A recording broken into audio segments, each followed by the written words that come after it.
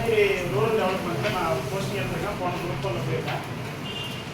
So all the best. எல்லாம் நல்லா பண்ணுங்கள். இதுக்கு மேலே அட்வைஸ் பண்ணுறதுலாம் ஒன்றும் நீங்களே நல்லா பண்ணியிருப்பீங்க, நல்லா படிச்சிருப்பீங்க. ஆல்ரெடி ஃபுல் ஃபார்மில் தான் இருப்பீங்க. இதுக்கு மேலே என்ன ஒரு 2 மனநிலை தான் நமக்கு இருக்கும். எல்லாமே படிச்சுட்டுனா ஒரு மதத்தில் இருப்பீங்க, ஒரு குழப்பத்திலே இருப்பீங்க, ஒரு பதட்டத்திலே இருப்பீங்க. உட்காந்து படிச்சுனாலே ஒன்றும் ஏற மாட்டேங்குது, எது படித்தாலும் தெரிய மாட்டேங்குதுன்ற மாதிரி ஒரு குழப்பத்தில் இருப்பீங்க. அப்படி எல்லாமே நமக்கு தெரியுமே. இதுக்கு தான் எல்லாமே படிக்கிறது. போய் பார்த்து நான் எக்ஸாமில் இருப்பீங்க. இந்த 2 மனநிலை இருப்பீங்க. அதனால் அந்த 2 மனநிலையுமே விட்டுங்க.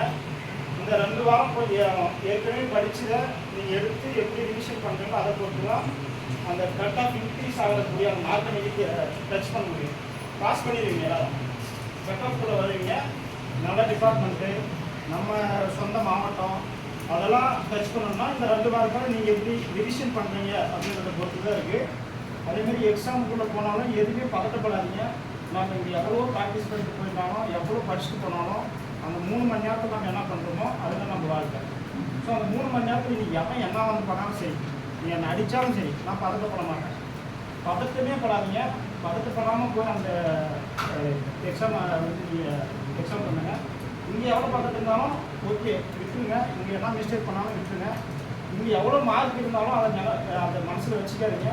கம்மியாக இருக்கட்டும், அங்கேயே அதே தான் வரணும்னு மனசில் வச்சுக்காதீங்க.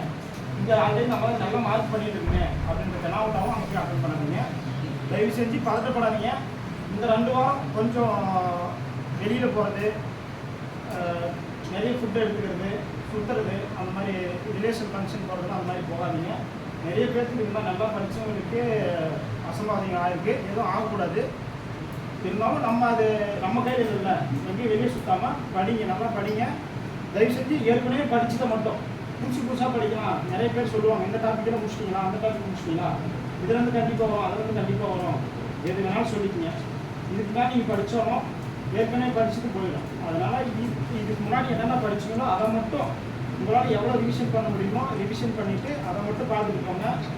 எக்ஸாம் நாள் போகிற வரைக்கும் ரிவிஷன் பண்ணாதீங்க.